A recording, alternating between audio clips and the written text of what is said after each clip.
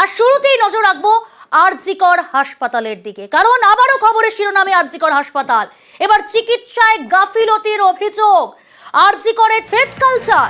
চিকিৎসায় গাফিলতি, রোগীকে 3 ঘন্টা ফেলে রাখা হয়েছিল। অভিযোগের আঙুল 3 জুনিয়র ডাক্তারের বিরুদ্ধে। আরো ডিটেল আপনাদের জানাবো, তবে তার আগে আরো একবার জানাই, আর.জি. করে কি থ্রেট কালচার? আর.জি. করে চিকিৎসায় গাফিলতির অভিযোগ। অভিজিৎ রয়েছে প্রতিনিধি সরাসরি। অভিজিৎ, 3 ঘন্টা রোগীকে পড়ে থাকতে হলো, ঠিক কি অভিযোগ তুলছে রোগীর পরিবার, আর কেনই বা আর.জি. কর হাসপাতালে 3 ঘন্টা রোগীকে পড়ে থাকতে হলো?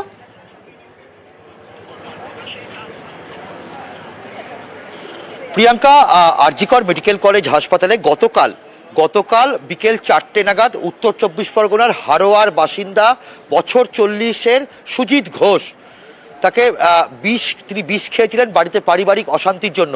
তার দিদি গীতা ঘোষ তাকে আর.জি. করে আনেন এবং প্রথমেই তাকে জরুরি বিভাগ, এখন জরুরি বিভাগ হচ্ছে অর্থাৎ এমার্জেন্সি হচ্ছে ট্রমা কেয়ার সেন্টারে, এবং সেখানে আনার পর সেখানে কর্তব্যরত চিকিৎসক তাকে অ্যাডমিট লিখে দেন এবং জেনারেল মেডিসিন বিভাগে পাঠানো হয়।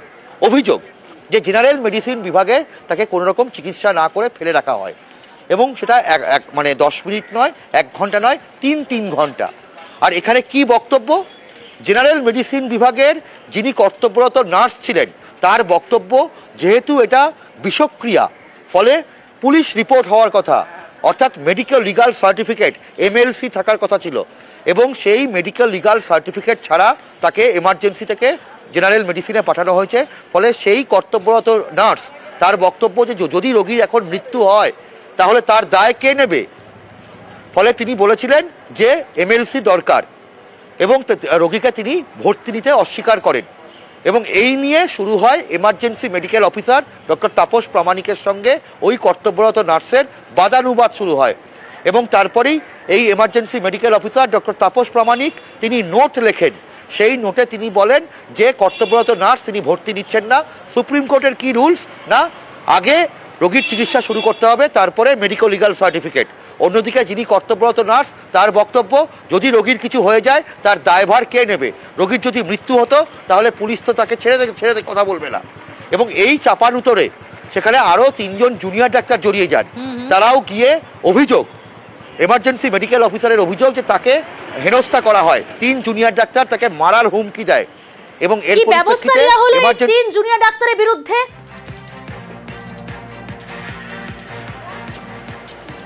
এখনো পর্যন্ত হাসপাতাল কর্তৃপক্ষ দুপক্ষের সঙ্গে কথা বলেছেন, তারা গোটা বিষয়টা তদন্ত করে দেখছেন। তবে হাসপাতাল কর্তৃপক্ষের প্রাথমিক বক্তব্য যে ভুল বোঝাবুঝির জন্যই এরকম ঘটনা ঘটেছে। রোগীর চিকিৎসার ক্ষেত্রে কোনো রকম খামতি হয়নি বা রোগীকে কোনো রকম অবহেলা করা হয়নি। এই মুহূর্তে ওই হারোয়ার বাসিন্দা ওই সুজিত ঘোষ তিনি জেনারেল মেডিসিন বিভাগে ভর্তি রয়েছেন, এবং তার শারীরিক অবস্থার অনেকটা উন্নতি হয়েছে। ফলে চিকিৎসায় কোনো রকম গাফিলতি হয়নি, এটা হাসপাতাল কর্তৃপক্ষ বলছে। আমাদের এখানে কালকে 2টো পয়জনিং কেস এসেছিল, 2টো ছিল। তো 2টো পেশেন্টকে খারাপ দেখে আমরা আমাদের গ্রুপ ডিকে দিয়ে অ্যাডমিশন করে আর কি আমাদের যে মেডিসিন ওয়ার্ড আছে সেখানে পাঠিয়ে দেওয়া।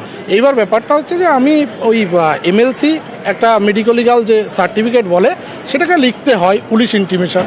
এখন আমার বক্তব্য ছিল যে ট্রিটমেন্ট ফার্স্ট, পুলিশ কেসটা পরে করা যেতে পারে। এবার ওদের বক্তব্য পুলিশ কেস কেন করা নেই তার জন্য রিসিভ করবে না, ওটাকে রিটার্ন করে।